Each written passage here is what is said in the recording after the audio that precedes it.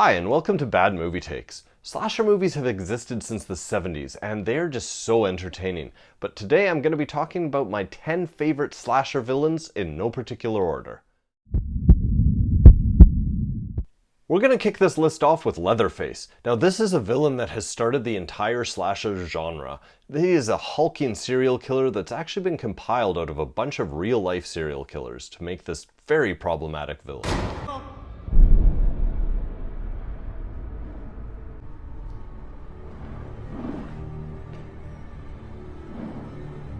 Leatherface has set the template for other villains. He's just this hulking and relentless, faceless killer that uses a variety of tools to hunt down their prey. Leatherface and his family like to hunt down victims for a bunch of reasons, everything from food to furniture, and he does it all while wearing these very unsettling skin masks. Yeah, skin masks. When this movie came out in the 70s, it pushed the limits of decency. A lot of countries banned it, theaters ended up canceling showings after a bunch of complaints, and it didn't stop its popularity though, and people were hooked. He survived though, spawning an entire film series, being showcased in comics and video games, and I guarantee you don't look at a chainsaw without thinking about him at least once.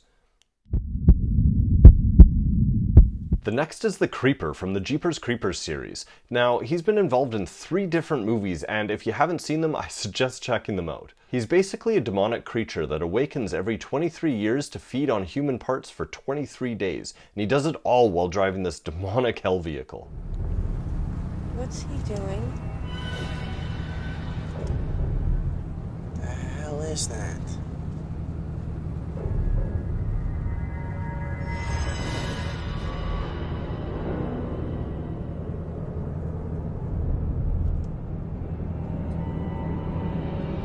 And there's a lot that makes the Creeper, well, creepy. I mean, the way he tears up and down back roads, just terrorizing people in his creepy vehicle.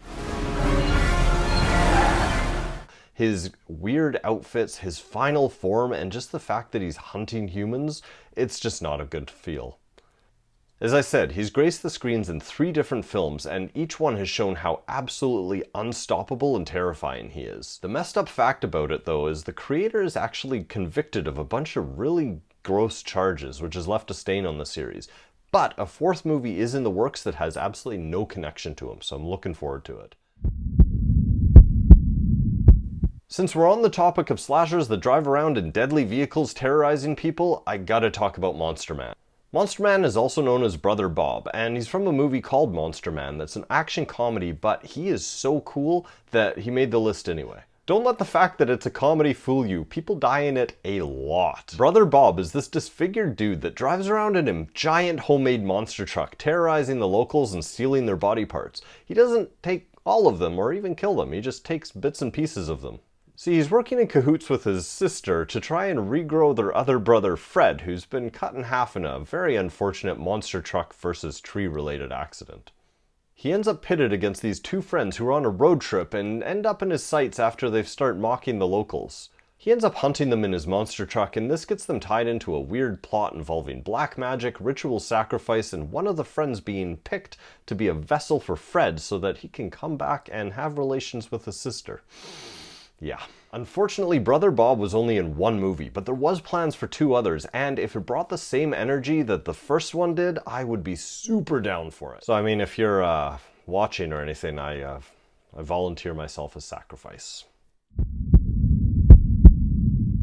Next we have Jason Voorhees, a slasher that really needs no introduction, but I'm gonna do it anyway. Jason was an outcast at summer camp, and he was bullied and eventually drowned, which sent his mother into a bit of a rage, and she ended up murdering some of the counselors.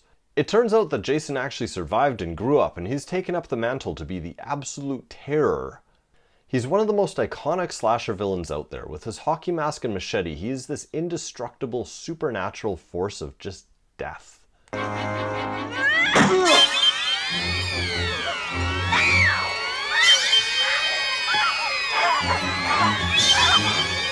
He has a boatload of movies under his name, but he's shown up in a bunch of other media as well, including video games, comics, and he's just ingrained himself into regular pop culture. He's terrorized camp counselors, been to hell, gone to space, and even fought Michael, and I am just dying for a new movie. Now I gotta talk about Chrome Skull. He's part of the Laid to Rest franchise, and I gotta say I was so happy to stumble upon these movies. Chrome Skull is exactly that, just this hulking man in a chrome mask, a giant knife with a video camera attached to his shoulder.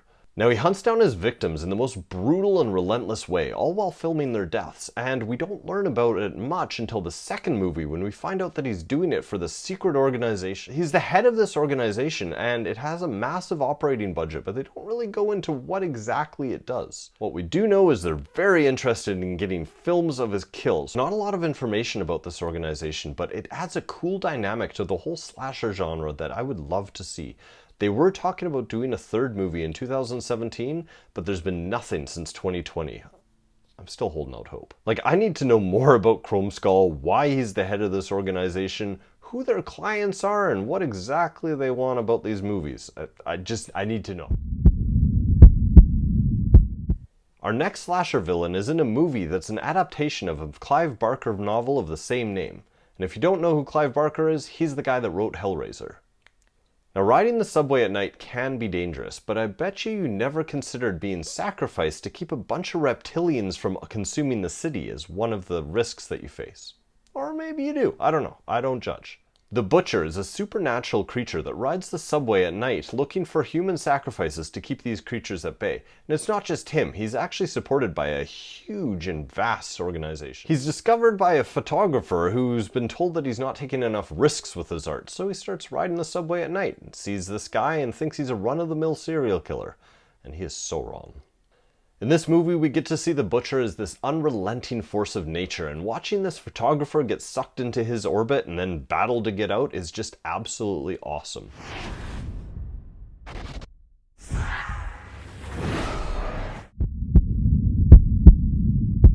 The next is David, and I get it, he's not really a slasher villain, but this kid is so cool, I have to put him on the list. David is not your average 8-year-old. Aside from the fact that he wears sweater vests and doesn't appear to smile, his hobbies include getting people to kill themselves or turn on their friends. He shows up in a movie called Whisper from 2007. A mysterious third party has hired a group of criminals to kidnap this boy and take him to a secluded cabin, just to be there.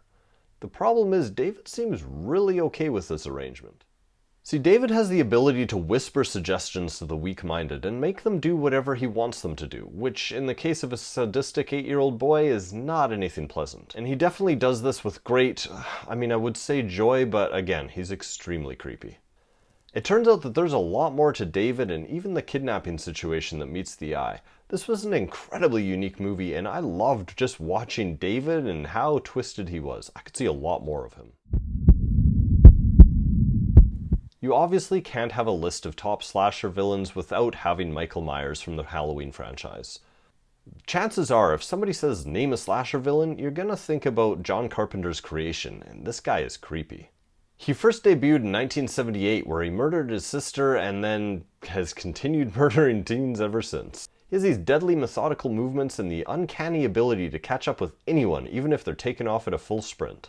He's shown up in 11 films, a bunch of novels, several video games, and comics. The movie has had a bunch of remakes and story changes, and there's actually infographics online that show kind of the continuity between each film. One thing is for certain though, you do not want to be named Laurie in this universe. Now we're going to talk about a villain known only as the Driver, and if this mask isn't creepy enough, the way he taunts his victims should definitely push you over the edge. He's in a movie called Fender Bender, and that's because that's the way he hunts his prey. He gets into these minor accidents with his target so that he has to exchange information and, make sure everyone's safe. It was the craziest thing. I took my eye off the road for one moment to change the radio station. Next thing I knew, bam, you were right on top of me. Of course, once he gets his victim's number, he starts texting them to make sure they're fine. And then the texts get creepier and creepier until he shows up and murders them. Mr. Davidson, hello? The thing that creeped me out about him is that this is an extremely plausible scenario, and he clearly gets off on tormenting these women. And on top of that, this mask just pushes me over the edge.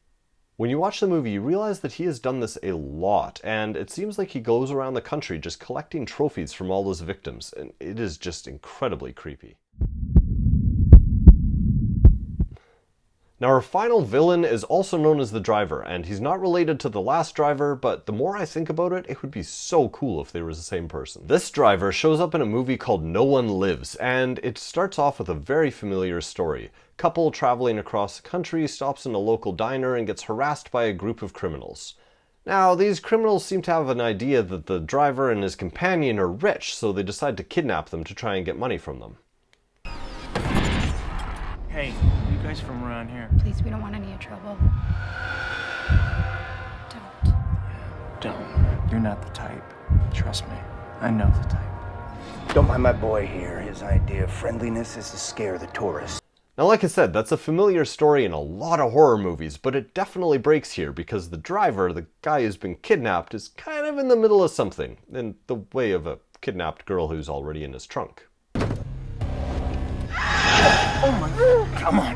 What were you doing in the trunk of that car? Where is he? You killed him, Mike. Please tell me he's dead. So it turns out that the guy that they've kidnapped is actually a serial killer himself, and he's kidnapped this woman after killing 14 of her friends in a recent massacre. Gets really awkward from there. These criminals realize that they've set themselves in the sights of an apex predator who is now hunting them in a most brutal and overly excessive way.